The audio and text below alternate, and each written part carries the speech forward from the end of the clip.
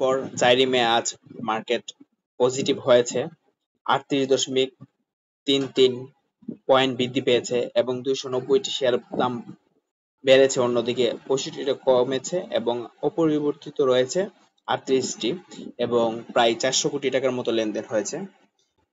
তার মানে কি মার্কেট কি একদম পজিটিভ হয়ে যাবে? এখান থেকে কি মার্কেট ঘুরে দাঁড়াবে? উত্তর হচ্ছে না।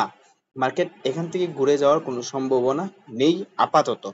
তবে যা হতে পারে তা হচ্ছে রিটেস্টমেন্ট, অর্থাৎ অনেকদিন ধরে একটা জিনিসের দাম কমলে অবশ্যই সেটা একটু বাড়ে।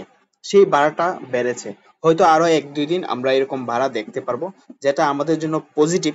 অন্তত পক্ষে যেসব শেয়ার গুলোতে দাম কমেছিল ওইগুলো একটু রিকভারি করবে এবং কিছুটা দাম বাড়বে। সো এই ভাড়াটা হয়তো বাড়তে পারে।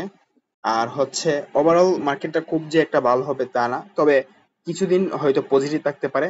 এই মুহূর্তে আমরা যে শেয়ার গুলোতে হোল্ড করে আছি সেগুলো লক্ষ্য রাখতে হবে এবং যদি লসটা কমে যায় তাহলে স্টপ লস নিতে পারবো, অথবা লাভে আসলে সেই লাভটা প্রফিট টেক করে নিব। এভাবেই হচ্ছে আমাদের এগোতে হবে, আদারওয়াইজ কোনো সুযোগ নেই।